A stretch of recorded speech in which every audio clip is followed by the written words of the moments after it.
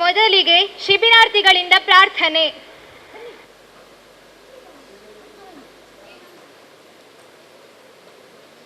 जय श्री राम। हे हंसवाहिनी ज्ञानदायिनी अम्ब विमलमति दे, अम्ब विमलमति दे।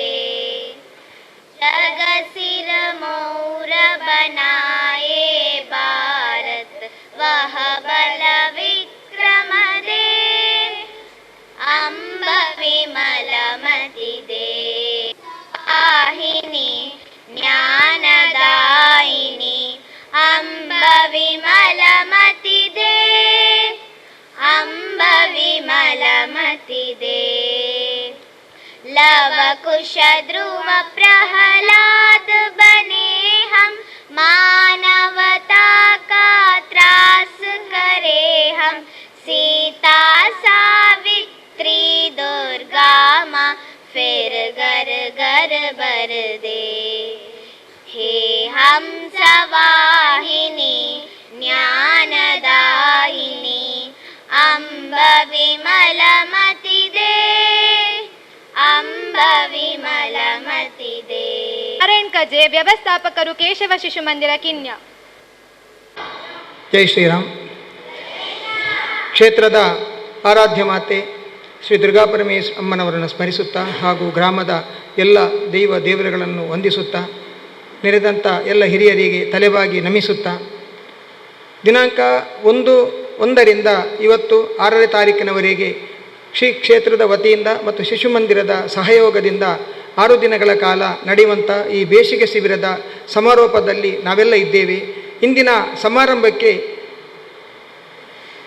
ಅತಿಥಿಯಾಗಿ ಆಗಮಿಸಿದಂಥವರು ಶ್ರೀಯುತ ಪ್ರತಾಪ್ ಸಿಂಗ್ ನಾಯಕರು, ಕರ್ನಾಟಕ ಸರ್ಕಾರದ ವಿಧಾನ ಪರಿಷತ್ತಿನ ಸದಸ್ಯರು ಹಾಗೂ ಸಾಮಾಜಿಕ ಕಳಕಳಿಯುಳ್ಳ ಹಿರಿಯರಾದಂಥ ನಾವು ನಮ್ಮೆಲ್ಲರ ಪರವಾಗಿ ಹೃತ್ಪೂರ್ವಕವಾಗಿ ಕಾರ್ಯಕ್ರಮಕ್ಕೆ ಸ್ವಾಗತ ಮಾಡುತ್ತಿದ್ದೇನೆ.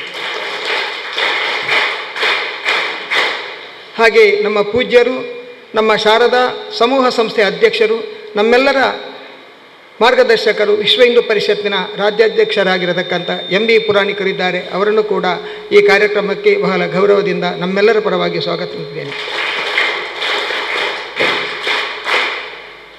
ಹಾಗೆ ಇನ್ನೋರ್ವರು ಕರ್ನಾಟಕ ರಾಜ್ಯ ಧಾರ್ಮಿಕ ಪರಿಷತ್ತಿನ ಸದಸ್ಯರು, ಹಿಂದೂ ಸಮಾಜದ ಎಲ್ಲ ಕಾರ್ಯಕ್ರಮಗಳಲ್ಲಿ ನಮ್ಮೊಟ್ಟಿಗಿದ್ದು ನಮಗೆ ಸದಾ ಮಾರ್ಗದರ್ಶನ ನೀಡುತ್ತಿರುವಂಥ ಕಶಕೋಡಿ ಸೂರ್ಯನಾರಾಯಣ್ ಭಟ್ರು ಅವರನ್ನು ಕೂಡ ಈ ಕಾರ್ಯಕ್ರಮಕ್ಕೆ ನಮ್ಮೆಲ್ಲರ ಪರವಾಗಿ ಹೃತ್ಪೂರ್ವಕವಾಗಿ ಸ್ವಾಗತ ಮಾಡುತ್ತಿದ್ದೇನೆ.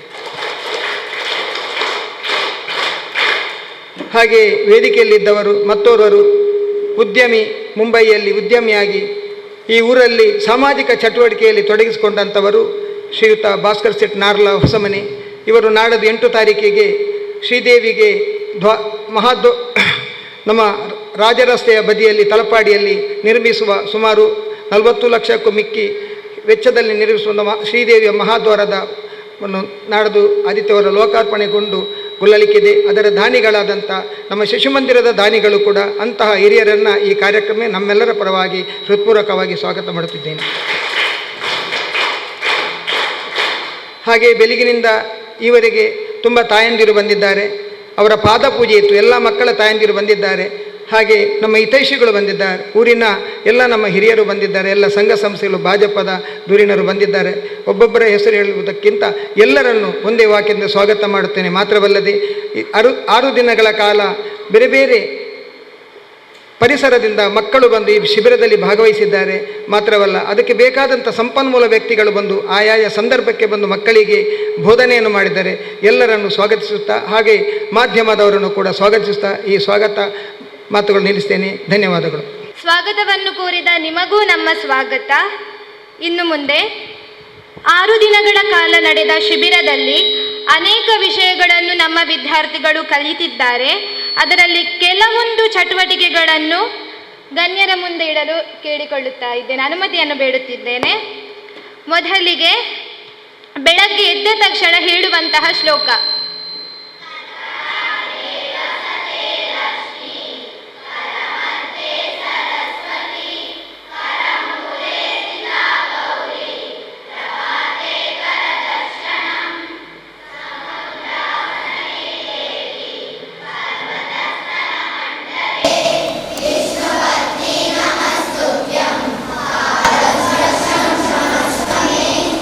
ಶ್ಲೋಕ.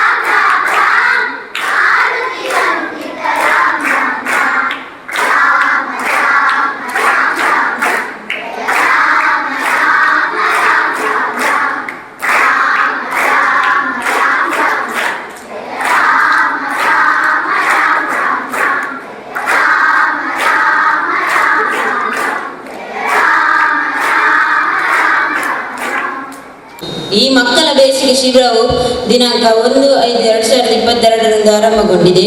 ಈ ಶಿಬಿರವು ನಮಗೆ ಬಹಳ ಸಂತೋಷವನ್ನು ನೀಡಿತು. ನಮಗೆಲ್ಲರಿಗೂ ಶಾರೀರಿಕವಾಗಿ ಮತ್ತು ಮಾನಸಿಕವಾಗಿ ತುಂಬ ಉಪಯೋಗವಾಯಿತು.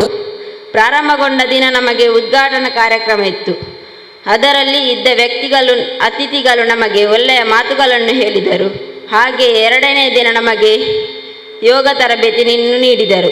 ಹಾಗೆ ಹಲವಾರು ಸಂಪನ್ಮೂಲ ವ್ಯಕ್ತಿಗಳು ಬಂದು ಮಾಹಿತಿಯನ್ನು ನೀಡಿದರು.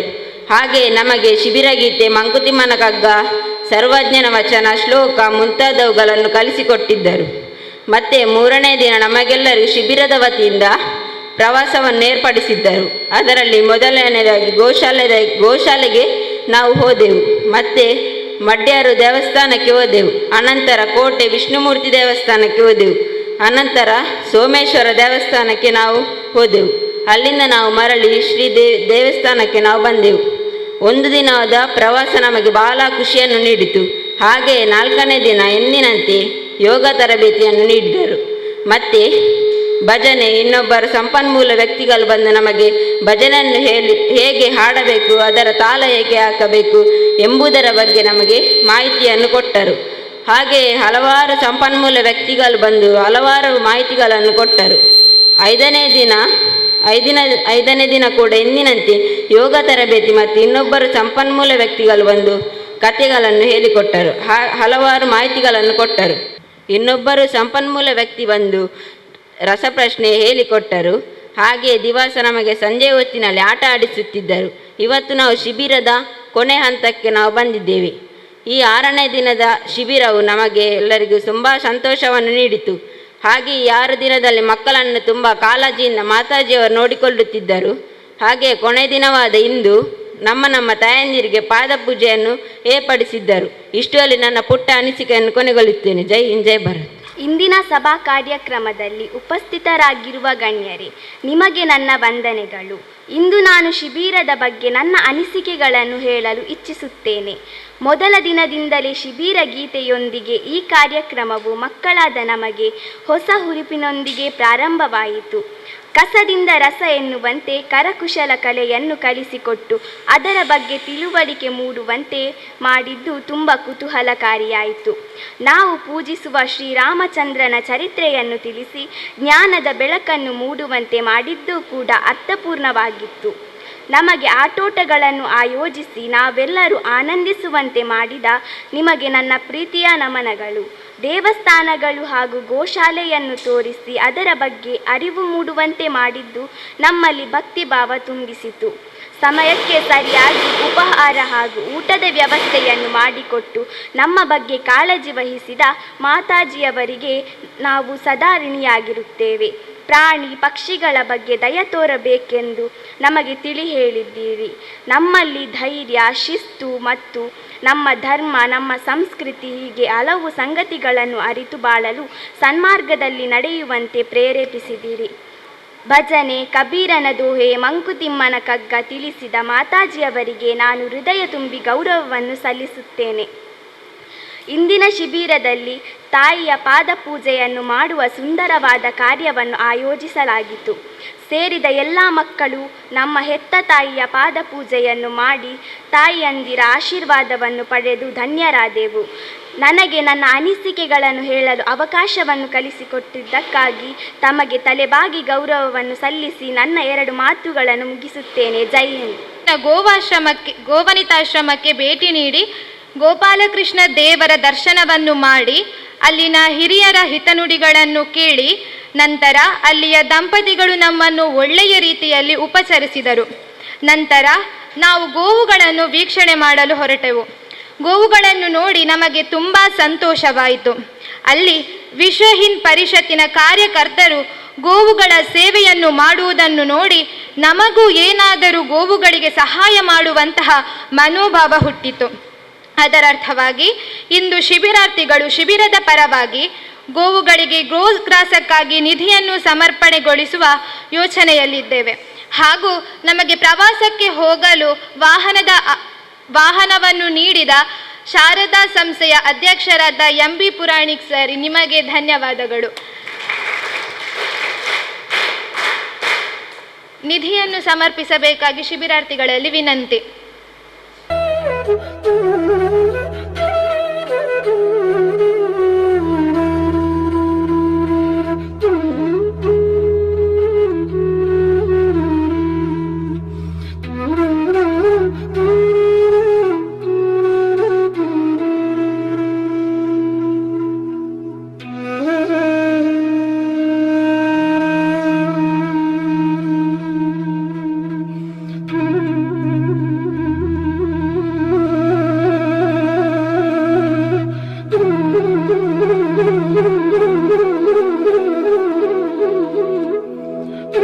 ಆನಂದಮಯ್ಯರಿಗೆ ಶಿಬಿರದ ನಿಮಿತ್ತ ಸಣ್ಣ ಗೌರವಾರ್ಪಣೆ.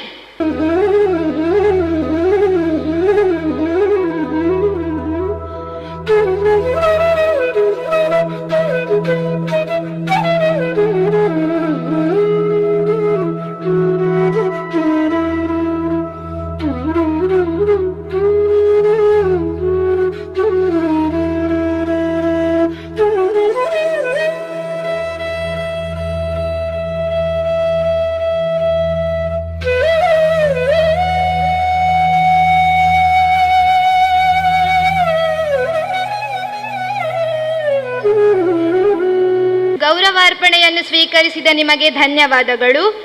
ಇನ್ನು ಮುಂದೆ ಅತಿಥಿ ಗಣ್ಯರಿಂದ ಹಿತನುಡಿ. ಎಲ್ಲರಿಗೂ ನಮಸ್ಕಾರ. ಈ ಮಕ್ಕಳಿಗೆ ಎಷ್ಟು ಅರ್ಥ ಆಯ್ತಾ ನಂಗೆ ಗೊತ್ತಿಲ್ಲ, ಆದರೆ ನಮ್ಮ ಒಟ್ಟು ಕಲ್ಪನೆ ಇರುವಂಥದ್ದು ಅದೇ. ಅವರು ಶಿಬಿರ ಗೀತೆ ಅಂತ ಹೇಳಿದರು. ವಿರಸವ ಮರೆತು ಸರಸದಿ ಬೆರೆತು ಎಂಥ ಭಾರತ ಕಟ್ಟೋಣ, ಅಭಿನವ ಭಾರತ ಕಟ್ಟೋಣ. ಇದು ಯಾವಾಗಿನ ನಮ್ಮ ಪರಂಪರೆಯಿಂದ ನಮ್ಮ ಕಲ್ಪನೆ ಇರುವಂಥದ್ದು. ಹೀಗೆ ಸಾಕಾರಗೊಳಿಸುವುದು ಹೇಗೆ ಅಂತ ಈ ಮಕ್ಕಳಿಗೆ ಅದೀಗ ಅರ್ಥ ಆಗ್ತದೋ ಇಲ್ಲವೋ ಗೊತ್ತಿಲ್ಲ, ಆದರೆ ಒಂದು ದಿನ ಮಕ್ಕಳಿಗೆ ಅರ್ಥ ಆಗುವ ದಿನ ಬರ್ತದೆ. ನಮ್ಮ ಹಿರಿಯವರ ಜವಾಬ್ದಾರಿ ಇದೆ. ದೇವಾಲಯದ ಮುಖಾಂತರವಾಗಿ ಒಂದಷ್ಟು ಸಂಸ್ಕಾರ ಕೊಡುವಂತಹ ಕೆಲಸ ಆಗಬೇಕು. ಅದಕ್ಕೋಸ್ಕರವೇ ದೇವಾಲಯ ಪ್ರಧಾನವಾಗಿರುವಂಥದ್ದು. ಊರನ್ನು ಕಟ್ಟುವುದು ದೇವಾಲಯವನ್ನು ಕೇಂದ್ರವಾಗಿ ಇಟ್ಟುಕೊಂಡು. ಇದು ಹಿಂದಿನವರು ಕಂಡ ಕನಸು. ಇದಕ್ಕಿಂತ ಮೊದಲು ಎಷ್ಟು ಸಾಧ್ಯ ಆಯಿತೋ ಗೊತ್ತಿಲ್ಲ, ಆದರೆ ಈಗ ಒಂದೆರಡು ವರ್ಷದ ಬೆಳವಣಿಗೆ ನೋಡಿದರೆ ನಮ್ಮ ಕನಸು ಸಾಕಾರ ಆಗ್ತದೆ ಅಂತ ನನಗನ್ನಿಸ್ತದೆ. ಈ ಮಕ್ಕಳನ್ನು ನಾವು ಬೆಳೆಸಬೇಕಾದ್ರೆ ಹಿಂದಿನವರು ಬಹಳ ಸುಂದರವಾಗಿ ಹೇಳಿದರು, ಮಕ್ಕಳಿಗೆ ಹೇಗೆ ಶಿಕ್ಷಣ ಕೊಡಬೇಕು ಅಂತ. ಜನನಿ ತಾನೇ ಮೊದಲ ಗುರು, ಅದೊಂದು ಮಾತು. ನಮ್ಮಿಂದ ಗಂಡಸರಿಂದ ಅಷ್ಟು ಸುಲಭದಲ್ಲಿ ಆಗ್ತದೆ ಅಂತ ಇಲ್ಲ. ನಮಗೀಗ ಶಿಬಿರ ಮಾಡಬೇಕಾದ್ರೂ ಮಾತಾಜಿಯವರು ಪ್ರಧಾನ, ಗಂಡಸರು ಪಾಠ ಮಾಡೋದಲ್ಲ. ನಮ್ಮ ಅಂಗನವಾಡಿ ಇರ್ಬೋದು, ಶಿಶು ಮಂದಿರ ಇರ್ಬೋದು, ಅಲ್ಲೆಲ್ಲ ಮಾಸ್ಟ್ರುಗಳು ಗಂಡಸರು ಇರೋದಿಲ್ಲ, ಮಾತಾಜಿಯರು ಇರೋದು. ಯಾಕೆ ಅಂತ, ನಮ್ಮ ಕೈಯಲ್ಲಿ ಎಲ್ಲಿಯಾದರೂ ಪಾಠ ಮಾಡಲಿಕ್ಕೆ ಕೊಟ್ಟರೆ ಈ ಮಕ್ಕಳನ್ನು ಬೆಳೆಸಲಿಕ್ಕೆ ನಾವು ಒಂದು ದಿನ ಮತ್ತು ಈ ಮಾತಾಜಿಯವರಿಗೆ ಸಾಧ್ಯ ಇಲ್ಲ. ಅಷ್ಟು ಚಂದ ಪಾಠ ಮಾಡಿವೆ ನಾವು. ಆ ಮಕ್ಕಳನ್ನು ಅಷ್ಟು ಪ್ರೀತಿಸಿ, ಅಷ್ಟು ಹೊಗಳಿ, ಅವರನ್ನು ಆಟ ಆಡಿಸಿ ನಿಮಗೆ ಕಲ್ಪನೆ ಮಾಡಲಿಕ್ಕೆ ಸಾಧ್ಯ ಇಲ್ಲ. ಅಷ್ಟು ಚೆನ್ನಾಗಿ ನಾವು ಕ್ಲಾಸನ್ನು ಮಾಡ್ತೇವೆ. ಎಷ್ಟು ದಿನ ಅಂತ ಪ್ರಶ್ನೆ. ಅದು ಒಂದೇ ದಿನ. ಎರಡನೇ ದಿನ ಸಹಿಸಿಕೊಳ್ಳಿಕ್ಕಾಗೋದಿಲ್ಲ. ನಮ್ಮಲ್ಲಿ ಒಬ್ಬರು ಮಾತಾಜಿ ಮಕ್ಕಳನ್ನು ಇವಂಥ ಹೊರ ಸಂಚಾರ ಅಂತ, ನಿಮ್ಮ ಶಿಶು ಮಂದಿರದಿಂದ ಕರ್ಕೊಂಡು ಹೋಗ್ತಾರಲ್ಲ, ಹೊರ ಸಂಚಾರ ಅಂತ ಮಕ್ಕಳನ್ನು ಕರ್ಕೊಂಡು ಹೊರಟಿದ್ರು. ನಿತ್ಯ ಅವರು ಬರಬೇಕಾದ್ರೆ ಅವರದ್ದೊಂದು ಯೂನಿಫಾರ್ಮ್ ಇದೆ, ಅದನ್ನು ಹಾಕ್ಕೊಂಡು ಬರ್ತಾಯಿದ್ರು. ಹೊರ ಸಂಚಾರದ ಹೊತ್ತು ಆ ಮಾತಾಜಿ ಪಾಪ ಒಂದು ಒಳ್ಳೆ ಸೀರೆ ಉಟ್ಟುಕೊಂಡು ಬಂದಿದ್ದಾರೆ. ಹೊರ ಸಂಚಾರಕ್ಕೆ ಹೋಗಬೇಕಾದ್ರೆ ಒಂದೆರಡು ಮಕ್ಕಳಿಗೆ ಅಷ್ಟು ಕೂಡುವುದಿಲ್ಲ, ಶೀತ ಕಫ ಎಲ್ಲ ಆಗಿದೆ. ಈ ಮಗು, ಎರಡು ಮಕ್ಕಳು ಮಾತಾಜಿಯ ಒಟ್ಟಿಗೆ ಇದ್ದಾರೆ. ಅದಕ್ಕೆ ಮೂಗಿಂದ ಶೀತ ಬರ್ತಾ ಉಂಟು. ಈ ಮಾತಾಜಿಯ ಹತ್ತಿರ ಬಂದಿದೆ. ಆ ಮಾತಾಜಿ ಆ ಹೊಸ ಸೀರೆಯಲ್ಲಿ ಆ ಮಗುವಿನ ಮೂಗಿಂದ ಶೀತ ತೆಗೆದರು. ಆ ಹೊರಡುವ ಹೊತ್ತಿಗೆ ನಾನು ಇಲ್ಲಿ ಅದನ್ನು ಗಮನಿಸಿದೆ. ನನಗನ್ನಿಸಿತು, ನಾನು ನನ್ನ ಸ್ವಂತ ಮಗುವಿದ್ದು ತೆಗಿಲಿಕ್ಕಿಲ್ಲ. ಹಾಗೆ ಒಳ್ಳದಿಂದ ತೂಲ ಬಾಲೆಗೆ ಶೀತ ಆತನಂತ ನಾನು ಅವಳನ್ನೇ ಕರೆಯುವುದಲ್ಲದೆ, ನಾನು ಒಂದು ದಿನ ನನ್ನ ಶಾಲಲ್ಲಿ ನನ್ನ ವೇಷ್ಟಿಯಲ್ಲಿ ಮುಂಡಲ್ಲಿ ಮಗುವಿನ ಶೀತ ತೆಗೆದ ದಿನ ಇರಲಿಕ್ಕಿಲ್ಲ ಅಂತ. ಆ ಮಕ್ಕಳು ಯಾರ ಏನೋ, ಆ ಮಾತಾಜಿ ತನ್ನ ಸ್ವಂತ ಮಗುವನ್ನು ನೋಡಿದ ಹಾಗೆ ನೋಡ್ತಾರಲ್ಲ, ಆ ರೀತಿಯ ಒಂದು ಪ್ರೀತಿಯಿಂದ ಸ್ವಂತ ಮಕ್ಕಳ ಹಾಗೆ ನೋಡಬೇಕಾದ್ರೆ ಅದು ತಾಯಂದ್ರಿಗೆ ಆಗಬೇಕು. ಅದು ಬೈ ಬರ್ತ್, ನಿಮಗೆ ದೇವರ ಅನುಗ್ರಹ ಅದು. ಆ ರೀತಿಯಾಗಿ ಜನನಿ ತಾನೇ ಮೊದಲ ಗುರು. ಅದಕ್ಕೆ ತಾಯಂದ್ರೆ ಆಗಬೇಕು ಶಿಕ್ಷಣ ಕೊಡೋದು. ಶಿಕ್ಷಣ ಹೇಗಿರಬೇಕು ಅಂತ ಎಲ್ಲವೂ ನಾವು ಹೇಳಿಕೊಟ್ಟದ್ದನ್ನು ಮಕ್ಕಳು ಕಲಿತು ಹುಷಾರಾಗ್ತಾರೆ ಅಂತ ಇಲ್ಲ. ನಮ್ಮದಲ್ಲಿ 4 ರೀತಿಯ ಶಿಕ್ಷಣಗಳನ್ನು ಹೇಳ್ತಾರೆ. ಒಂದು ಸೃಜನಶೀಲ, ಅಧಿಶೀಲ ಶಿಕ್ಷಣ. ಏನಿದು ಶಬ್ದಗಳೆಲ್ಲ ಅಂತ. ಅಧಿಪ್ರಜ್ಞಾ, ಅಧಿಚಿತ್ತ, 4 ರೀತಿಯ ಶಿಕ್ಷಣ. ನಾವು ಹೇಳಬೇಕಾದ್ರೆ ಮಾತ್ರ ಅದು ಶಬ್ದಗಳು ತನ್ನಿಂತಾನಾಗಿ ಗೊತ್ತಿಲ್ಲದ ಹಾಗೆ ಅದು ಬಂದು ಬಿಡ್ತದೆ. ಮಕ್ಕಳು ಏನಾಗ್ತಾರ ದೊಡ್ಡದಾದಾಗ ಅದು ನಾವು ಹೇಳಿಕೊಟ್ಟದ್ದು ಮಾತ್ರ ಅಲ್ಲ, ಒಂದಷ್ಟು ಅವರು ಹಿಂದಿನ ಜನ್ಮದ್ದು ಬಂದಿರ್ತದೆ ಮಕ್ಕಳಿಗೆ. ಒಂದಷ್ಟು ಮಕ್ಕಳು ಹುಟ್ಟಿದ ನಂತರ ಅಲ್ಲ, ಮಗು ಹೊಟ್ಟೆಯಲ್ಲಿರಬೇಕಾದ್ರೆಯೇ ಒಂದಷ್ಟನ್ನು ಕಲ್ತುಕೊಂಡಿರ್ತದೆ. ಅದಕ್ಕೋಸ್ಕರ ನಾವು ಹೇಳೋದು, ಮನೆಯಲ್ಲಿ ಗರ್ಭಿಣಿ ಯಾರಾದರೂ ಇದ್ದಾರೆ ಅಂತ ಆದರೆ ಅವಳಿಗೆ ಮನಸ್ಸಿಗೆ ಚೂರು ಕೂಡ ನೋವಾಗದ ಹಾಗೆ ನೋಡಿಕೊಳ್ಳಿ. ಆಕೆಯನ್ನು ನಿಮ್ಮ ಹೆಂಡತಿಯಾಗಿದ್ದರೂ ಕೂಡ ಮಗುವಿನ ಹಾಗೆ ಆಕೆಯನ್ನು ನೋಡಿಕೊಳ್ಬೇಕು. ಒಂದು ತಪ್ಪಿ ಕೂಡ ನಿಮ್ಮ ಬಾಯಿಂದ ಕೆಟ್ಟ ಶಬ್ದ ಮನೆಯಲ್ಲಿ ಬರಬಾರ್ದು, ಆಕೆ ಕೇಳಿಸ್ಕೊಳ್ಬಾರ್ದು. ಆ ಗರ್ಭಿಣಿಗೆ ಎಲ್ಲಿಯಾದರೂ ಕೇಳಿತು ಅಂತ ಆದರೆ ಕೆಟ್ಟ ಶಬ್ದ, ಅದು ನೇರವಾಗಿ ಆ ಮಗು ಕೇಳಿಸಿಕೊಳ್ತದೆ. ಅದು ಹೊಟ್ಟೆಯಲ್ಲಿದ್ದಂಥದ್ದು ಸಂಸ್ಕಾರ ಅಲ್ಲಿಂದಲೇ ಆರಂಭ ಆಗ್ತದೆ ಅಂತ. ಆ ಗರ್ಭಿಣಿ ಹೇಗಿರ್ತಾಳೆ, ಅದಕ್ಕೆ ನಾವು ಸೀಮಂತ ಅಂತೆಲ್ಲ ಮಾಡ್ಬೇಕಾದ್ರೆ ಅವಳು ಸಂತೋಷವಾಗಿರಬೇಕು ಅಂತ ಹೇಳಿ ಬೇಕಾದ್ದೆಲ್ಲ ಮಾಡ್ತೇವೆ. ಈಗ ಯಾಂತ್ರಿಕವಾಗಿ ಆದದ್ದಿರ್ಬೋದು. ಪಾಪ ಆ ಗರ್ಭಿಣಿಯನ್ನು ಕೂತ್ಕೊಳಿಸಿ ಉಂಡೆ ಚಕ್ಕುಲಿ ಎಲ್ಲ ರಾಶಿ ಹಾಕಿ ತಿನ್ನಲ ಅಂತೇಳಿ, ಅವಳಿಗೆ ಎಲ್ಲಿ ತಿನ್ಲಿಕ್ಕೆ ಆಗ್ತದೆ ಅಷ್ಟು ಜನರು ಇದರಲ್ಲಿ, 100 ಜನ ಇರುವಾಗ. ಕೆಲವರೆಲ್ಲ ಸುಮ್ಮನೆ ಹತ್ತಿರದಲ್ಲಿ 2 ಮಕ್ಕಳನ್ನು ಕೂತ್ಕೊಳಿಸಿ ಅವರಿಗೆ ಸ್ವಲ್ಪ ಕೊಟ್ಟು ತಿನ್ನಲ ಅಂತ ಹೇಳ್ತಾರೆ. ಹಾಗೆ ಅದು ಆ ಸೀಮಂತ ಎಷ್ಟು ವೈಭವದಲ್ಲಿ ಮಾಡಿದ್ದೇವೆ ಅನ್ನೋದು ಮುಖ್ಯ ಅಲ್ಲ, ಆಕೆ ಗರ್ಭಿಣಿ ಆದ್ದರಿಂದ ಅಲ್ಲಿಂದ ಆರಂಭಿಸಿ ಆಕೆ ಹೆರುವಲ್ಲಿವರೆಗೆ ಆಕೆಯನ್ನು ಎಷ್ಟು ಪ್ರೀತಿಯಲ್ಲಿ ನೋಡಿಕೊಳ್ಳಬೇಕು ನಾವು. ಅವಳು ಎಷ್ಟು ಸಂತೋಷವಾಗಿರ್ತಾಳ ಅಷ್ಟು ಒಳ್ಳೆ ನಾಳೆ ನಮ್ಮ ಮಗು ಬರ್ತದೆ ನಮ್ಮ ಮನೆಗೆ, ಮನೆ ಬೆಳಗುವಂತಹ ಮಗು. ಒಂದು ಅಲ್ಲಿಂದ ಬರುವಂಥ ಶಿಕ್ಷಣ. ಇನ್ನೊಂದು, ನಾವು ಹೇಳಿಕೊಟ್ಟದ್ದನ್ನು ಮಕ್ಕಳು ಸುಮ್ಮನೆ ಯಾಂತ್ರಿಕವಾಗಿ ಹೇಳ್ತಾರೆ ಅಷ್ಟೇ. ಅಭಿನವ ಭಾರತ ಕಟ್ಟೋಣ, ಮಾತಾಜಿ ಹೇಳಿಕೊಟ್ಟಿದ್ರು, ಮಕ್ಕಳು ಹೇಳಿದರು. ಅದು ಅರ್ಥ ಆಗಲಿಕ್ಕೆ ಮಕ್ಕಳಿಗೆ ಒಂದಷ್ಟು ಸಮಯ ತಗೊಳ್ತದೆ. ಅದು ಅದರ ಬದಲಿಗೆ ಮಕ್ಕಳು ತನ್ನಿಂತಾನಾಗಿ ಕಲಿತಾರೆ ಅಂತ, ಈ ಪ್ರಕೃತಿಯನ್ನು ನೋಡಿ ಕಲಿತಾರೆ. ಯಾವ ಮನೆಯಲ್ಲಿ ಬೆಕ್ಕು ಇದ್ದರೆ ನಾಯಿ ಇದ್ದರೆ ಅದನ್ನು ಹೇಗೆ ಕರೀತಾರೆ ಅಂತ, ಬೆಕ್ಕು ಅಂತ ಇಲ್ಲ. ಮಗು ಚಿಕ್ಕದು ಮನೆಯಲ್ಲಿ ಉಂಟು ಅಂತಾದರೆ ಮಿಯಾವ್ ಅಂತಲೇ ಕರೆಯುವುದು ಅದನ್ನು. ಮಿಯಾವ್ ಬೌ ಬೌ, ಹೇಗೆ ಆ ಶಬ್ದ ಬಂತು ಅಂತ ಆ ಮಗು ಅದು ಮಿಯಾವ್ ಹೇಳಿದ್ದನ್ನು ನೋಡಿ ಮಗು ಸಹ ಹೇಳ್ತದೆ. ಅಂಬ ಅಂಬ ತೋರಿಸ್ತೇನೆ ಬಾ ಅಂತ. ಪೆತ್ತ ತೊಯ್ಪವೆ ಅಂತ ಯಾರು ಕರ್ಕೊಂಡು ಹೋಗುದಿಲ್ಲ. ಅಂಬ ಉಂಡು ಬಲಿ.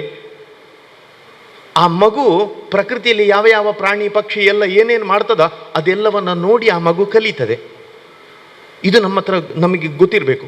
ಮತ್ತು ನಾವು ಮನೆಯವರು ಹೇಗಿರ್ತೇವೋ ಅದನ್ನು ನೋಡಿ ಮಕ್ಕಳು ಒಂದಷ್ಟು ಕಲಿತಾರೆ.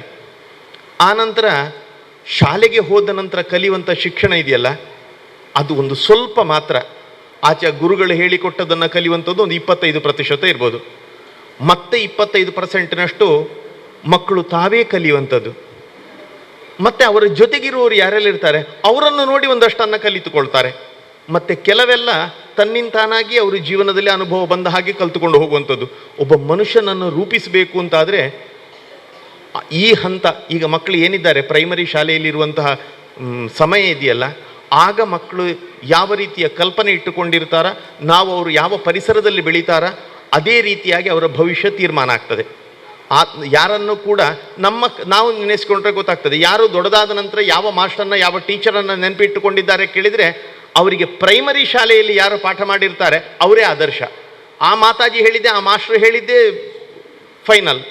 ಅಪ್ಪ ಅಮ್ಮ ಹೇಳಿದರೂ ಕೂಡ ಮಕ್ಕಳಿಗೆ ಅರ್ಥ ಆಗೋದಿಲ್ಲ. ಅಂದರೆ ಆ ರೀತಿಯಾಗಿ ಮಾತಾಜಿ ಹೇಳುವುದನ್ನು ಕಲಿತುಕೊಳ್ತಾರೆ. ಇದನ್ನೆಲ್ಲವನ್ನ ನಮಗೆ ಇವತ್ತಿನ ಶಿಕ್ಷಣದಲ್ಲಿ ಕೊಡಲಿಕ್ಕೆ ಆಗ್ತಾ ಇಲ್ಲ. ಅದಕ್ಕೋಸ್ಕರ ನಮ್ಮ ದೇವಾಲಯಗಳ ಮುಖಾಂತರವಾಗಿ ಸಂಸ್ಕಾರ ಕೊಡುವ ಕೆಲಸ ಆಗಬೇಕು.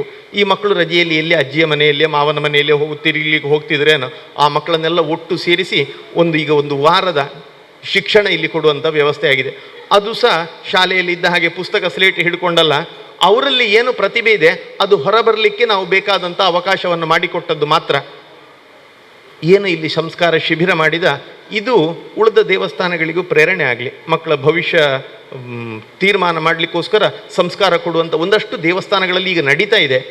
ಸಂಸ್ಕೃತಿ ಶಿಕ್ಷಣ ಅಂತೇಳಿ ಒಂದಷ್ಟು ದೇವಸ್ಥಾನಗಳಲ್ಲಿ ಮಾಡ್ತಾ ಇದ್ದಾರೆ.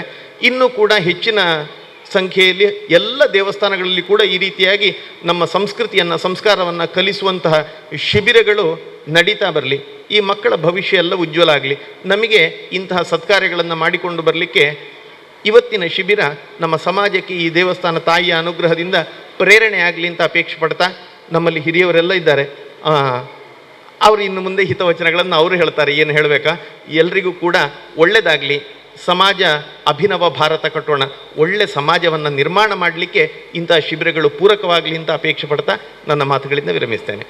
ಸುಮ್ಮನೆ ಕೂತಲ್ಲಿ ಅವರು ಹೇಳಿದ ಪುರಾಣಿಕರು ಹಿರಿಯರು ಹೇಳಿದ ಮಾತನ್ನೇ ಅವರು ಗಮನಿಸಿದ ಮಾತನ್ನೇ ನಾನು ನಿಮ್ಮ ಜೊತೆ ಹಂಚಿಕೊಳ್ಳಲಿಕ್ಕೆ ಇಷ್ಟಪಡ್ತೇನೆ.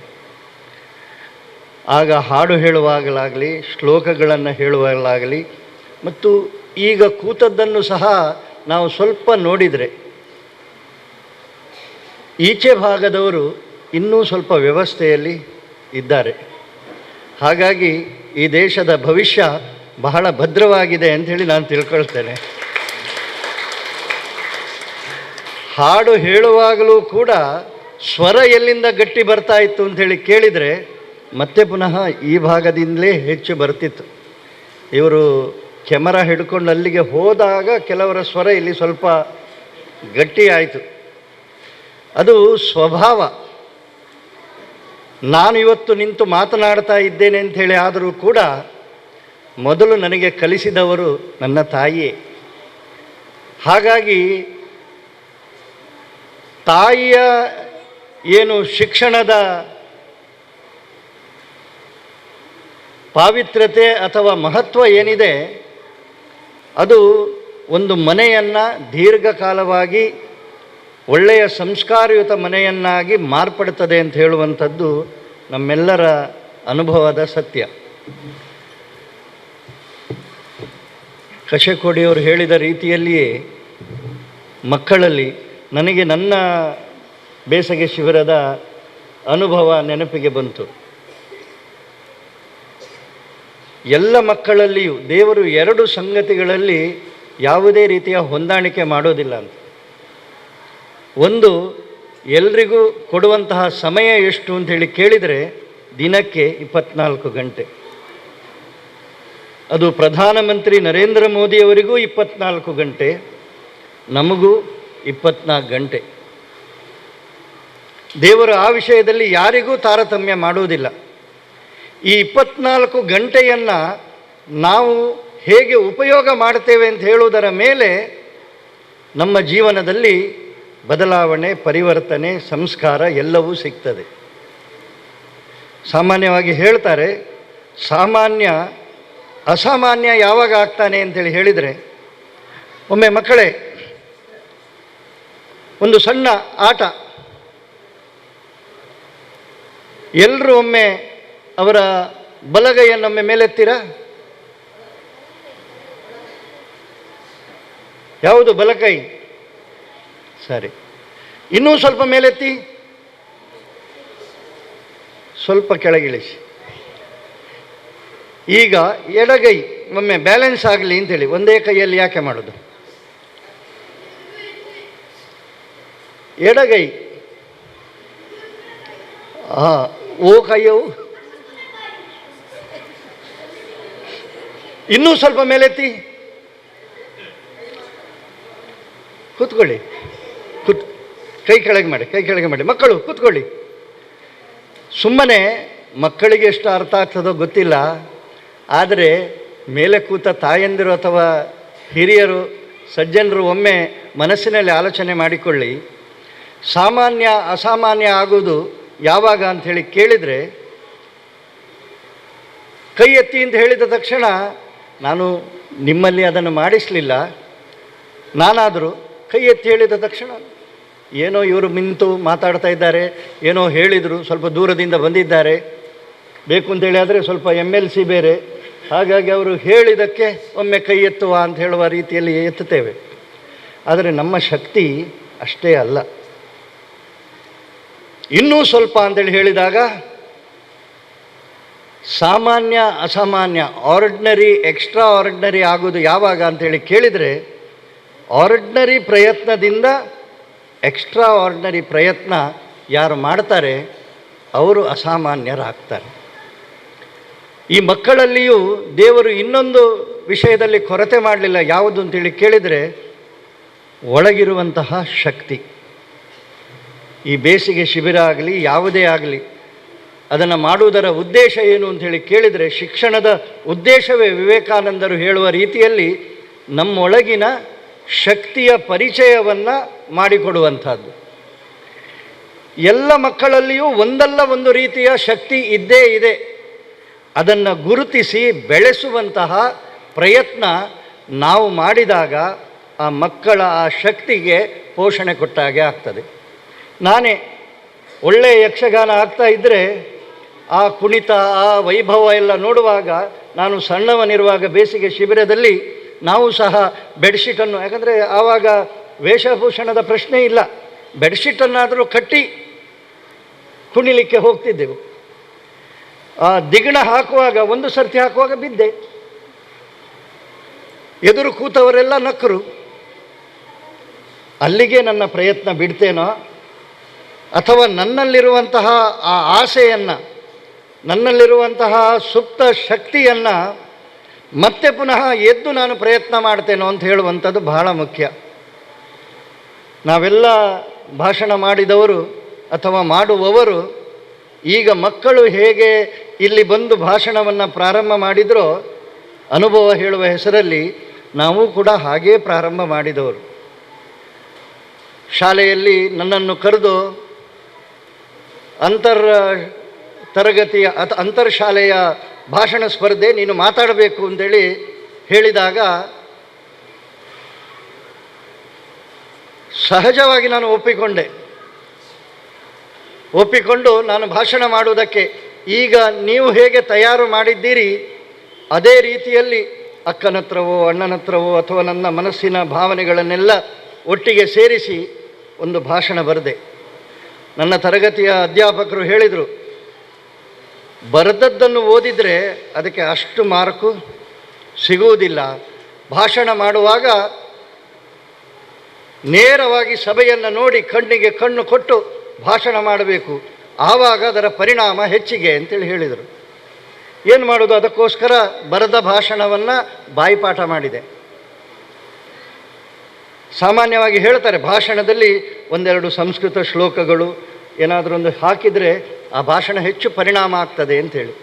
ನನಗೆ ಇವತ್ತಿಗೂ ನೆನಪಿದೆ. ಈ ವಯಸ್ಸಿನಲ್ಲಿ ಮತ್ತೆ ಪುನಃ ಕಶಕೊಡಿಯವರು ಹೇಳಿದ ಮಾತನ್ನು ಅವರಿಗೆ ಅದು ಎಷ್ಟು ಅರ್ಥ ಆಗಿದೆ, ಎಷ್ಟು ಶ್ಲೋಕಗಳು ಅದರ ಭಾವನೆಗಳು ಅರ್ಥ ಆಗಿದೆ ಅದು ಪ್ರಶ್ನೆ ಅಲ್ಲ. ಖಂಡಿತವಾಗಿ ಒಂದಲ್ಲ ಒಂದು ದಿವಸ ನಮಗೆಲ್ಲರಿಗೂ ಆ ದಿವಸ ಹೇಳಿದಂತಹ ಮಾತುಗಳು, ಅದರ ಹಿಂದೆ ಇರುವಂತಹ ಭಾವನೆ ಮತ್ತು ಅದರಿಂದಾಗಿ ನಮ್ಮ ಜೀವನದ ಮೇಲೆ ಆಗುವಂತಹ ಪರಿಣಾಮ ಖಂಡಿತವಾಗಿಯೂ ಗೊತ್ತಾಗ್ತದೆ. ನಾನು ಒಂದು ಶ್ಲೋಕವನ್ನು ಸೇರಿಸಿದೆ. ನನ್ನ ಸಂಸ್ಕೃತ ಇವತ್ತಿಗೂ ನೆನಪಿದೆ. ನನಗೆ ಸಂಸ್ಕೃತ ನನ್ನದು ಮುಖ್ಯ ಭಾಷೆಯಾಗಿ ನಾನು ಕಲೀಲಿಲ್ಲ. ಆದರೂ ಆ ದಿವಸ ಕಲಿತದ್ದು ಇವತ್ತು ನೆನಪಿದೆ. ವಸಂತ ಕಾಲೇ ಸಂಪ್ರಾಪ್ತೆ ಕಾಕಃ ಕಾಕಃ ಪಿಕಃ ಪಿಕಃ. ವಸಂತ ಕಾಲ ಬಂದಾಗ ಕಾಗೆ ಯಾವುದು ಕೋಗಿಲೆ ಯಾವುದು ಗೊತ್ತಾಗ್ತದೆ ಅಂತ ಹೇಳುವಂತಹ ಒಂದು ಮಾತು, ಅದನ್ನು ಸೇರಿಸಿದ ನಂತರ ಮತ್ತೆ ಪುನಃ ಹೇಳಿದರು, ಭಾಷಣ ಮಾಡುವಾಗ ಸ್ವಲ್ಪ ಹಾವ ಭಾವ ಎಲ್ಲ ಕೊಡಬೇಕು ಅಂತ ಹೇಳಿ. ಸರಿ, ಅದನ್ನು ಹೇಗೆ ಅಭ್ಯಾಸ ಮಾಡೋದು ಅಂತ ಹೇಳಿದರೆ ಕನ್ನಡಿಯ ಎದುರು ನಿಂತು ಮಾತಾಡೋದಕ್ಕೆ ಅಭ್ಯಾಸ ಮಾಡಿದೆವು. ನಮಗೆ ಭಾಷಣ ಅಂತೇಳಿ ಹೇಳಿದಾಗ ಸಹಜವಾಗಿ ವಾಜಪೇಯಿಯವರಂಥವರ ಚಿತ್ರ ಕಣ್ಣೆದುರು ಬರ್ತದೆ. ಆ ರೀತಿಯ ಒಂದು ಸಾಹಿತ್ಯ, ಆ ರೀತಿಯ ಒಂದು ಕವಿತ್ವ, ಅವರ ಹಾವ ಭಾವ, ಭಾಷಣ ಎಲ್ಲವೂ ಅಭ್ಯಾಸ ಆಗಿದೆ. ಹೀಗೆ ಸಭೆ ಸೇರಿದಾಗ ಹೋಗಿ ನನ್ನ ಹೆಸರು ಕರೆದರು. ಭಾಷಣಕ್ಕೆ ಹೋಗಿ ನಾನು ನಿಂತು ಸಭೆ ನೋಡಿದಾಗ ನಾನು ಕಲಿತಂತಹ ಭಾಷಣದ, ಬಾಯಿಪಾಠ ಮಾಡಿದ ಭಾಷಣದ ಒಂದೂ ಶಬ್ದ ನನಗೆ ನೆನಪಿಗೆ ಬರಲಿಲ್ಲ. ಕಾಕ ಪಿಕ, ಕಾಕ ಎಲ್ಲಿ ಹೋಗಿದೆ, ಪಿಕ ಎಲ್ಲಿ ಹೋಗಿದೆ ಅಂತ ಹೇಳುವಂಥದ್ದೇ ಗೊತ್ತಾಗಲಿಲ್ಲ. ಇಷ್ಟೇಯ, ನನ್ನ ತರಗತಿಯ ಹುಡುಗರು ಎದುರು ಕೂತಂಥವರು ಸುಮ್ಮನೆ ಕೂತ್ಕೊಳ್ಳೋದಿಲ್ಲ, ತಮಾಷೆ ಮಾಡ್ತಾ ಇರ್ತಾರೆ. ಹೇಗೋ ಭಾಷಣ ಮಾಡಿ ಮುಗಿಸಿ ಹೊರಗೆ ಬಂದ ಮೇಲೆ ವೆರಾಂಡದಲ್ಲಿ ಹೀಗೆ ನಡ್ಕೊಂಡು ಹೋಗ್ತಾ ಇದ್ದರೂ ಕೂಡ ಸ್ನೇಹಿತರು ನನಗೊಂದು ಅಡ್ಡ ಹೆಸರು ಇಡಲಿಕ್ಕೆ ಶುರು ಮಾಡಿದರು. ಏ ಕಾಕ, ಏ ಪಿಕ ಅಂತೇಳಿ ಹೇಳ್ತಿದ್ರು. ಆದರೆ ಆ ದಿವಸ ಏನಾದರೂ ನಾನು ಮಾತಾಡುವುದನ್ನು ಅಥವಾ ಭಾಷಣ ಮಾಡುವುದನ್ನು ನಿಲ್ಲಿಸಿರ್ತಿದ್ರೆ ಬಹುಶಃ ಇವತ್ತು ಇಲ್ಲಿ ನಿಂತು ಮಾತಾಡೋದಕ್ಕೆ ಸಾಧ್ಯ ಇರಲಿಲ್ಲ. ಮಕ್ಕಳಲ್ಲಿರುವಂತಹ ಪ್ರತಿಭೆಯನ್ನು ಗುರುತಿಸಿ ಅವರು ಮಾಡುವಂತಹ ತಪ್ಪುಗಳನ್ನು ತಿದ್ದುತ್ತಾ ಅವರಿಗೊಂದು ಶಕ್ತಿಯನ್ನು ಕೊಡ್ತಾ ಹೋದರೆ ಒಬ್ಬೊಬ್ಬರಲ್ಲಿಯೂ ಆ ರೀತಿಯ ಶಕ್ತಿ ಇದೆ. ನನ್ನ ಕಬೀರರ ದೋಹೆಯನ್ನು ಇಲ್ಲಿ ಹೇಳುವಾಗ ನನಗೆ ನಾನು ಕಲಿತಂತಹ ಕಬೀರರ ದೋಹೆ ನೆನಪಿಗೆ ಬಂತು ಬೇಸಿಗೆ ಶಿಬಿರದಲ್ಲಿ. ಅದನ್ನು ಹೇಳಿ ನನ್ನ ಮಾತನ್ನು ನಿಲ್ಲಿಸ್ತೇನೆ. ಧೀರೆ ಧೀರೆ ರೇ ಮನ, ಧೀರೆ ಸೆ ಸಬ್ ಕುಚ್ ಹೋಯ್, ಮಾಲಿ ಸಿಂಚೆ ಸೌಗಡ, ಋತು ಆಯೇ ತೋ ಫಲ ಹೋಯ್ ಅಂಥೇಳಿ. ಇದರ ಕನ್ನಡದ ಅನುವಾದ ಏನು ಅಂಥೇಳಿ ಕೇಳಿದರೆ,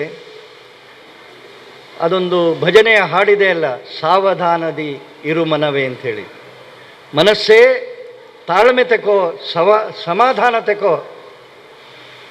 ಎಷ್ಟು ಸಮಾಧಾನ ತಗೊಳ್ತೀರೋ ಅಷ್ಟು ಜೀವನದಲ್ಲಿ ನೀವು ಒಳ್ಳೆಯ ರೀತಿಯ ಶಾಂತಿ ಸಮಾಧಾನದ ಬದುಕನ್ನು ಕಾಣ್ತೀರಿ. ಗಿಡಕ್ಕೆ 100 ಕೊಡಪಾನ ನೀರು ಒಮ್ಮೆಲೇ ಹಾಕಿದರೂ ಕೂಡ ಅದಕ್ಕೆ ಅದು ಬೆಳೆದು ಫಲ ಕೊಡುವ ಸಮಯ ಬರುವವರೆಗೆ ಆ ಕಾಯುವ ತಾಳ್ಮೆ ನಮಗೆ ಬೇಕು. ಅಲ್ಲಿಯವರೆಗೆ ಫಲ ಸಿಗುವುದಿಲ್ಲ ಅಂತ ಹೇಳುವಂಥದ್ದು ಈ ದೋಹೆಯ ಅರ್ಥ. ಈ ಹಿನ್ನೆಲೆಯಲ್ಲಿ ನಿಮ್ಮ ಜೊತೆ ಸ್ವಲ್ಪ ಹೊತ್ತು ಸಮಯ ಕಳೆಯುವುದಕ್ಕೆ ಅವಕಾಶ ಕಲ್ಪಿಸಿಕೊಟ್ಟದ್ದಕ್ಕೆ, ನಮ್ಮ ಬಾಲ್ಯದ ದಿನಗಳನ್ನು ನೆನಪಿಸಿಕೊಟ್ಟದ್ದಕ್ಕೆ, ಅದರ ಜೊತೆಗೆ ಈ ಮಕ್ಕಳಿಗೆ ಸಂಸ್ಕಾರ ಕೊಡುವಂತಹ ದೃಷ್ಟಿಯಲ್ಲಿ ಮಾಡಿದಂತಹ ಈ ಪ್ರಯತ್ನಕ್ಕೆ ನಾನು ಹೃತ್ಪೂರ್ವಕವಾದಂತಹ ಕೃತಜ್ಞತೆಯನ್ನು ಸಲ್ಲಿಸ್ತಾ, ಮಕ್ಕಳು ತಯಾರಾಗಿದ್ದಾರೆ ಚಪ್ಪಾಳೆ ಹೊಡೆಯೋದಕ್ಕೆ.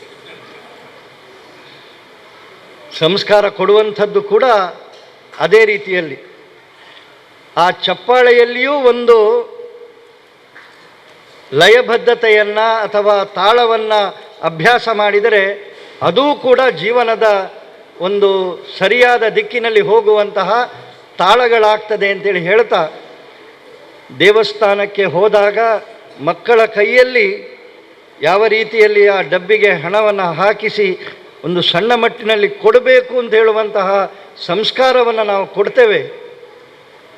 ಇವತ್ತು ಆ ಗೋಗಳನ್ನು ನೋಡಿದಂತಹ ಹಿನ್ನೆಲೆಯಲ್ಲಿ ಅವುಗಳಿಗೇನಾದರೂ ಮಾಡಬೇಕು ಅಂತ ಹೇಳುವಂತಹ ಭಾವನೆ ಈ ಮಕ್ಕಳಲ್ಲಿ ಆ ಜಾಗೃತಿ ಕೊಟ್ಟಿದೆ ಅಂಥೇಳಿ. ಆದರೆ ಈ ಶಿಬಿರ ಯಾವ ಉದ್ದೇಶಕ್ಕೋಸ್ಕರ ಮಾಡಿದೋ ಅದು ಪೂರ್ಣ ರೀತಿಯಲ್ಲಿ ಸಾರ್ಥಕ ಆಯಿತು ಅಂಥೇಳಿ ಭಾವಿಸಿ ನನ್ನದಾದಂತಹ ಕೃತಜ್ಞತೆಯನ್ನು ಸಂಘಟಕರಿಗೆ ಮತ್ತು ನಾನು ಮೊದಲ ಬಾರಿಗೆ ಈ ದೇವಸ್ಥಾನಕ್ಕೆ ಬಂದಿದ್ದೇನೆ. ಬಹಳ ಸುಂದರವಾದಂತಹ ವಾತಾವರಣದಲ್ಲಿ, ಬಹಳ ಪ್ರಶಾಂತವಾದ ವಾತಾವರಣದಲ್ಲಿ ಈ ದೇವಸ್ಥಾನ ಇದೆ. ಖಂಡಿತವಾಗಿ ನಮಗೆಲ್ಲರಿಗೂ ಆ ದೇವಿ ಒಳ್ಳೆಯ ಭಾಗ್ಯ ಸೌಭಾಗ್ಯವನ್ನು ಕೊಡಲಿ. ಮಕ್ಕಳ ಭವಿಷ್ಯ ನೀವು ಹೇಳಿದ ಶಿಬಿರ ಗೀತೆಯ ಹಾಗೆ ಭಾರತವನ್ನು ಕಟ್ಟುವಂತಹ ದೃಷ್ಟಿಯಲ್ಲಿ ನಮ್ಮದಾದಂತಹ ಕೊಡುಗೆಯನ್ನು ನೀಡೋಣ ಅಂತೇಳಿ ಹೇಳ್ತಾ ನನ್ನ ಮಾತನ್ನು ನಿಲ್ಲಿಸ್ತೇನೆ. ಧನ್ಯವಾದ. ನಾನೊಂದು ಪ್ರೈಸ್ ಕೊಡಬೇಕು ಅಂತ ನಿಶ್ಚಯ ಮಾಡಿದೆ. ಹುಡುಗರು ಸ್ವಲ್ಪ ಕೇಳಿರಿ. ಈ ಕಾರ್ಯಕ್ರಮ ಆದ ನಂತರ ಈ ಸ್ಪರ್ಧೆಗೆ ಬಹುಮಾನ ಕೊಡ್ತೇನೆ ನಾನು. ಸ್ಪರ್ಧೆ ಏನು ಅಂತಂದರೆ ಎಲ್ಲರೂ ಅಟ್ಟ ಮುಟ್ಟೆ ಹಾಕಿ ಕೂತ್ಕೊಳ್ಬೇಕು. ಅಲ್ಲಿ ಒಬ್ಬ ಕಪಿ ಚೇಷ್ಟೆ ಮಾಡ್ತಾ ಇದ್ದಾನೆ, ಕೇಳು. ಅಟ್ಟ ಮುಟ್ಟೆ ಅಂದರೆ ಗೊತ್ತಾಯ್ತಾ? ಗೊತ್ತಾಂಡೆ ಹೆಂಚಾಕುಲ್ಲೊಂದು ನೋಡಿ, ಹೆಣ್ಮಕ್ಳು ಕೂತಿದ್ದಾರೆ ಎಲ್ಲ. ನನ್ನ ಮಾತು ಅಥವಾ ಸಭಾ ಕಾರ್ಯಕ್ರಮ ಇದು ಕೊನೆಯದು ಮಾತು. ಮುಗಿವಲ್ಲಿಯವರೆಗೆ ನೀವು ಒಂದು 3 ಮಂಗಗಳ ಚಿತ್ರ ನೋಡಿದ್ದೀರಾ? ಅದರಲ್ಲಿ ಒಂದು ಮಂಗ ಕಣ್ಣಿಗೆ, ಇನ್ನೊಂದು ಕಿವಿಗೆ, ಇನ್ನೊಂದು ಬಾಯಿಗೆ. ನೀವು ಬಾಯಿಗೆ ಕೈ ಇಟ್ಟುಕೊಂಡ ಮಂಗಗಳಲ್ಲ, ಮಂಗಗಳ ಹಾಗೆ ನೋಡ ಎಷ್ಟು ಜನ ಕೂತ್ಕೊಳ್ತೀರಿ. ನಾನು ನೋಡ್ತಾ ಇದ್ದೇನೆ. ಮತ್ತು ನಮ್ಮ ಹಿರಿಯರ ಹತ್ರ ಕೇಳ್ತೇನೆ ಯಾರಿಗೆ ಫಸ್ಟ್ ಪ್ರೈಸ್ ಕೊಡಬೇಕಂತ. ನೀವು ನೋಡ್ಬೇಕು ಸರ್. ಈಗ ಒಂದು ಸ್ಪರ್ಧೆ, ನಾನು ಮಾಡಿದ ಹಾಗೆ ನೀವು ಮಾಡಬೇಕು. ತಾಯಂದಿರಿಗೂ ಕೂಡ ಹಿರಿಯರಿಗೂ ಅನ್ವಯಿಸ್ತದೆ. ನೀವು ಕೂಡ ಮಕ್ಕಳೇ, ನಾನು ಮಾಡಿದ ಹಾಗೆ ನೀವು ಮಾಡಬೇಕು. ಸರಿಯಾ? ಅರ್ಥ ಆಯ್ತಾ? ಅರ್ಥ ಅಂಡ? ಹಾಂ, ನಾನು ಸ್ಟಾರ್ಟ್ ಮಾಡ್ತೇನೆ.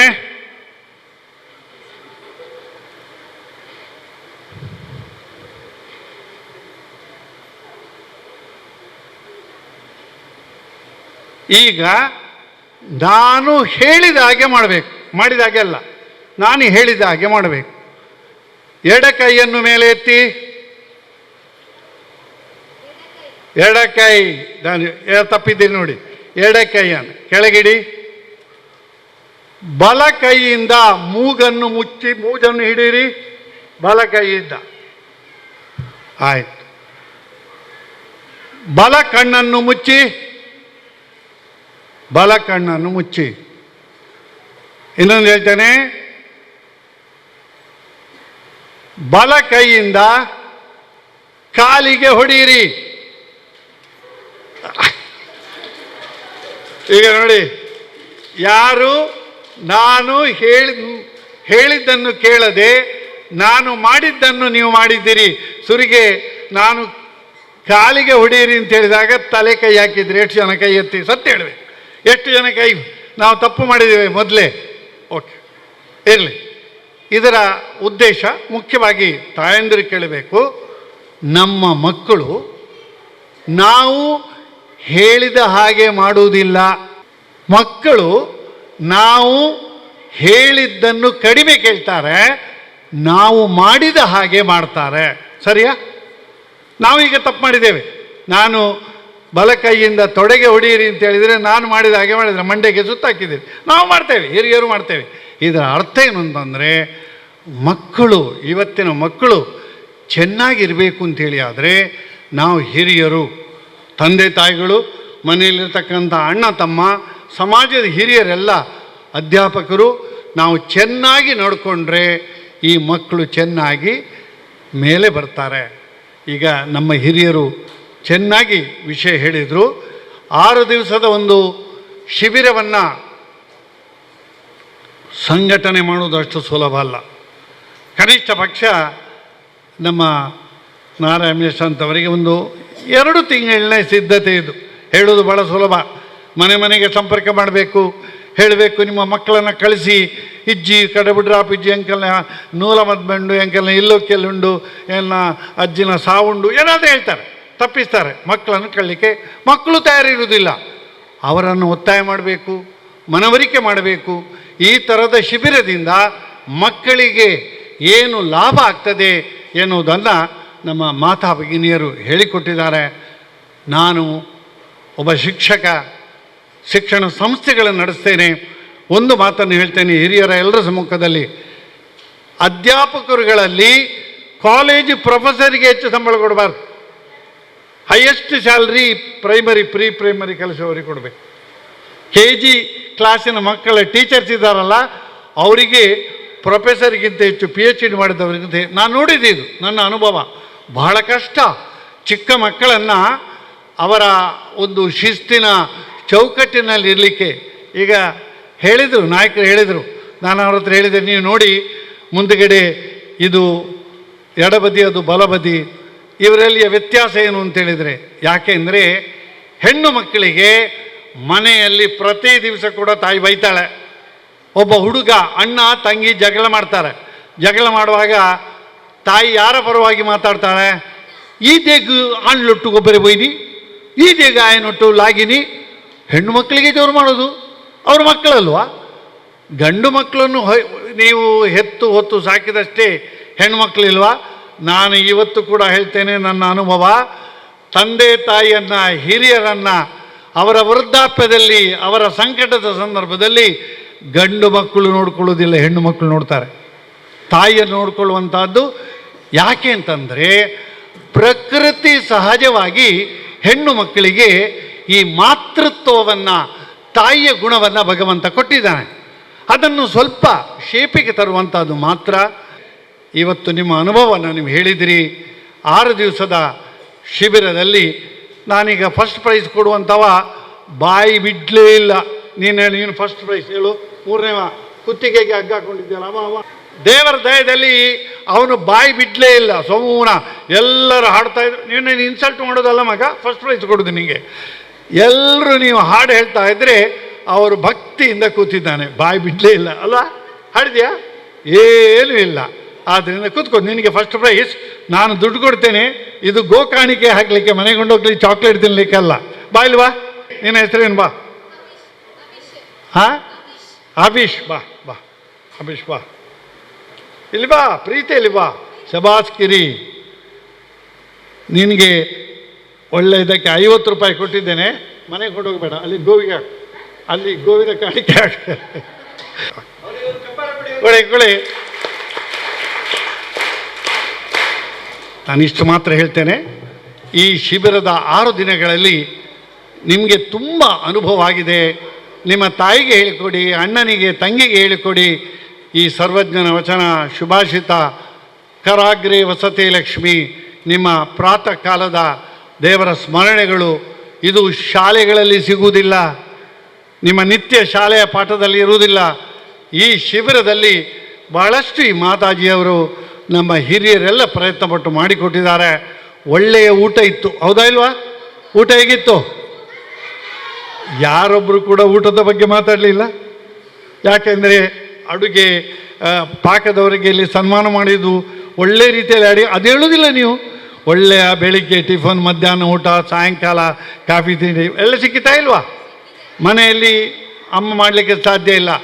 ಅಂತಹ ಊಟ ತಿಂಡಿ ಎಲ್ಲ ಕೊಟ್ಟು ಈ ಶಿಬಿರದಲ್ಲಿ ಕನಿಷ್ಠ ಪಕ್ಷ ಒಂದು 5 ಗಂಟೆ ಆದರೂ ಈ ರಜಾ ದಿನಗಳಲ್ಲಿ ನಿಮ್ಮನ್ನು ಕೂಡಿ ಹಾಕಿದ್ದಾರೆ. ಈ ಕಪ್ಪೆಗಳನ್ನು ಒಂದು ಮಡಿಕೆಯಲ್ಲಿ ಕೂಡಿ ಹಾಕೋದು ಎಷ್ಟು ಕಷ್ಟ, ಹಾಗೆ ಈ ಮಕ್ಕಳನ್ನು ಒಂದು ತರಗತಿಯಲ್ಲಿ, ಹೌದಲ್ಲಮ್ಮ? ಹೌದು, ಅವರ ಅನುಭವ ಹೇಳ್ತಾರೆ. ಇವಳು ನನ್ನ ಶಿಷ್ಯನೇ, ನಮ್ಮ ಕಾಲೇಜಿನ ವಿದ್ಯಾರ್ಥಿ. ಆದ್ದರಿಂದ ನಿಮ್ಮ ಜೀವನದಲ್ಲಿ ಮಕ್ಕಳೇ 6 ದಿವಸ ಒಳ್ಳೆಯ ಸಾರ್ಥಕವಾಗಿ ಸಮಯವನ್ನು ಕಳೆದ್ರಿ. ಸ್ವಲ್ಪ ತಾಯಂದಿರಿಗೆ ಖುಷಿಯಾಗಿರ್ಬೋದು. ಬೇಗ ಬನ್ನಿ, ಇಲ್ಲಡ ಆಜಿ ದಿನ ಮಂಡ ಬೆಚ್ಚ ಉರಿಂಡತ್ತೆ ಈ ಆಡೆಪ್ಪೋಡ ಟಿವಿ ತಮಿತ್ತು ಬಾಲ್ ಬುರುಂಡು ದರಿಪುಂಡು ಜಾಲ್ಡು ಗೊಬ್ಲ ಇದೆಲ್ಲ ಇಲ್ಲದಿದ್ರೆ ಅವ ಮನೆಗೆ ಬಂದು ಇದ್ದ ಡಬ್ಬಿಗೆಲ್ಲ ಕೈ ಹಾಕಿ ಕದಿಯುವುದು ತಿನ್ನುವುದು ಈ ಉಪದ್ರಜ್ಯತೆ ಆಜಿ ದಿನ. ಹಾಗೆ ನನಗೆ ತಾಯಂದಿರ ಮುಖದಲ್ಲಿ ಭಾರಿ ಸಂತೋಷ, ಕೆಲವರ ಮುಖದಲ್ಲಿ ದುಃಖ. ಎಲ್ಲೆಡು ದಿಂಚಿ ಶುರು ಅಂಡ ತಂದ ನಂಜಿ ಪತ್ರ ಇದು ಇನಿಮುಟ್ಟ ಅಂಡ ಶಿಬಿರಡ ಅಂಡ ಪೋತ ನನ್ನ ಹೇಳಿದ್ದೇನೆ. ಒಂಜಿ 15 ದಿನ ಶಿಬಿರ ಮಲ್ಪರೆ ಬಲ್ಯ ಮಗಳೇ, ನಾರಾಯಣ ನಡ ಪಂಪೆ ಬರ್ಪಿ ಹೊರ್ತ ಇನ್ನು 15 ದಿನದಿಲ್ಲ ಆಜಿ ದಿನ ಯಾರು ಜಯಂತೆ. ಹಾಗೆ ನಾನು ಬೇಸಿಗೆ ಶಿಬಿರ ಮಾಡಿದೆ ಸರ್ ಶಾಲೆಯಲ್ಲಿ. ಸಮಾರೋಪಕ್ಕೆ 13 ದಿವಸಕ್ಕೆ ಸಮಾರೋಪಕ್ಕೆ ಬಂದು ನಿಮ್ಮ ಏನಾದರೂ ಸಜೆಷನ್ ಇದೆ ಅಂತ ತಾಯಂದಿರ ಹತ್ರ ಹೇಳಿದರೆ ಎಲ್ಲ ಸರಿ ಸರ್, 13 ದಿವಸದ ಶಿಬಿರ ಸಾಲದು, 1 ತಿಂಗಳು ಮಾಡಬೇಕು. ಕೆಲವರು ಹೇಳಿದಷ್ಟೇ 1 ತಿಂಗಳಾದರೂ ಸರಿಯಾಗಿ ಕಲಿತಾರೆ ಅಂತ. ಅದು 2 ಉದ್ದೇಶ, ಒಂದು ಚೆನ್ನಾಗಿ ಮನವರಿಕೆ ಆಗ್ತದೆ, ಇನ್ನೊಂದು ಅವರಿಗೆ ಬೈಯುವುದು ತಲೆ ಬಿಸಿ ಉಳಿಯುತ್ತದೆ ಅಂತೇಳಿ. ಅದು ಏನೇ ಇರಲಿ, ಶಿಬಿರ ಸಾರ್ಥಕ ಆಗಿದೆ. ಒಂದು ದೇವರ ಬಂದು ದೇವರ ಸನ್ನಿಧಿಗೆ ಬಂದು ದೇವರಿಗೆ ನಮಸ್ಕಾರ ಮಾಡಿ ಒಳಗೆ ಬರುವಂಥದ್ದು. ಇಲ್ಲದಿದ್ದರೆ ಈಗಿನ ಮಕ್ಕಳಿಗೆ ಅಥವಾ ಕಾಲೇಜಿಗೆ ಹೋಗಿನ ಹುಡುಗ ಹುಡುಗಿಯರಿಗೆ ದೇವಸ್ಥಾನಕ್ಕೆ ಬರೋದು ಬಹಳ ಕಷ್ಟ. ಈಗ ಒಂದು ಅದು ಅಭ್ಯಾಸ ಆಯಿತು.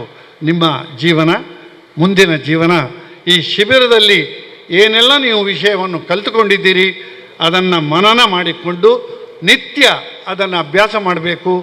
ಒಳ್ಳೆಯ ಮಕ್ಕಳಾಗಿ, ತಂದೆ ತಾಯಿಗಳಿಗೆ ಒಳ್ಳೆಯ ಮಕ್ಕಳಾಗಿ, ಗುರುಗಳಿಗೆ ಒಳ್ಳೆಯ ಶಿಷ್ಯರಾಗಿ, ಹಿರಿಯರಿಗೆ ಒಳ್ಳೆಯ ಕಿರಿಯರಾಗಿ ನೀವು ಬೆಳೆದು ಬರಬೇಕು. ಆ ದುರ್ಗಾ ಮಾತೆಯ ಆಶೀರ್ವಾದ ಇರಲಿ ಅಂತ ಹೇಳ್ತಾ, ನನಗಿಂತ ಮೊದಲು ಮಾತನಾಡಿದ ಇಬ್ಬರು ಕೂಡ ಬಹಳ ಒಳ್ಳೆಯ ರೀತಿಯಲ್ಲಿ ಮಾತಾಡಿದರು. ನಾನು ಅಷ್ಟು ಚೆನ್ನಾಗಿ ಮಾತಾಡಲಿಲ್ಲ, ಆದರೂ ಕೂಡ ಚಿಕ್ಕ ಮಕ್ಕಳ ಜೊತೆ ಇರುವಷ್ಟು ಸಂತೋಷ ನನಗೆ ಕಾಲೇಜು ಮಕ್ಕಳಲ್ಲಿ ಇಲ್ಲ. ಅವಳ ಹತ್ರ ಕೇಳಿ, ನಾನು ಎಷ್ಟು ಸರ್ತಿ ಕಾಲೇಜು ಕ್ಲಾಸಿಗೆ ಹೋಗಿದ್ದೇನೆ, LKGಗೆ ಹೋಗ್ತೇನೆ, UKGಗೆ ಹೋಗ್ತೇನೆ, ಕಾಲೇಜು ಮಕ್ಕಳ ಹತ್ರ ಹೋಗೋದಿಲ್ಲ. ಅವರ ಹತ್ರ ಇಷ್ಟು ಒಂದು ಇನ್ನೊಸೆನ್ಸ್, ಏನು ಕೇಳಿದ್ರು ಇನ್ನೊಸೆನ್ಸಿಗೆ, ಮುಗ್ಧತೆ. ಈ ಮುಗ್ಧತೆ ಬೆಳೆದ ಮಕ್ಕಳಲ್ಲಿ ಕಡಿಮೆ ಆಗ್ತಾ ಹೋಗ್ತದೆ. ಈಗ ಅವಳಲ್ಲಿದ್ದ ಮುಗ್ಧತೆ ನನ್ನಲ್ಲಿಲ್ಲ. ನಾನು ಮುದುಕಾಗಿದ್ದೇನೆ, ನನ್ನ ಎದುರಿನಲ್ಲಿ ಸ್ವಲ್ಪ ಉಲಾಯ್ದ ಪೆಟ್ಟು ಬೇರೆ ಇರ್ತದೆ. ಆದರೆ ಈ ಮಕ್ಕಳಲ್ಲಿ ಒಳ್ಳೆಯ ಮುಗ್ಧತೆ ಇದೆ. ಆ ಮುಗ್ಧತೆಯನ್ನು ಕಾಪಾಡಿಕೊಂಡು ಮಕ್ಕಳು ಚೆನ್ನಾಗಿ ಬೆಳೀಲಿಕ್ಕೆ ನಮ್ಮ ಈ ಸಂಘಟನೆ ಒಳ್ಳೆಯ ಪ್ರಯತ್ನ ಮಾಡಿದೆ, ಸಾರ್ಥಕ ಕೆಲಸವನ್ನು ಮಾಡಿದೆ ಅಂತ ಹೇಳ್ತಾ, ಇದಕ್ಕೆ ಶ್ರಮ ವಹಿಸಿದ ಎಲ್ಲ ನಮ್ಮ ಹಿರಿಯರಿಗೂ ಮಾತಾ ಭಗಿನಿಯರಿಗೂ ಕೂಡ ಭಗವಂತನ ಒಂದು ಆಶೀರ್ವಾದವನ್ನು ಬೇಡ್ತಾ ನನ್ನ ಮಾತಿನಿಂದ ವಿರಮಿಸ್ತೇನೆ. ಜೈ ಹಿಂದ್. ಗಟ್ಟಿ ಹೇಳಬೇಕು, ಎಂಥದ್ದು ಜೈ ಹಿಂದ್ ಅಂತೇಳಿ. ಜೈ ಹಿಂದ್. ಬ್ಯೂಟಿಫುಲ್. ಮಕ್ಕಳನ್ನುದ್ದೇಶಿಸಿ ಹಿತವಚನಗಳನ್ನು ಆಡಿದ ಹಿರಿಯರಿಗೆ ಧನ್ಯವಾದಗಳು. ಧನ್ಯವಾದ ಸಮರ್ಪಣೆ ಚೇತನ್ ಪಿಲಿಕೂರು, ಕಾರ್ಯದರ್ಶಿ ಕೇಶವ ಶಿಶು ಮಂದಿರ ಕಿನ್ಯ ಇವರಿಂದ.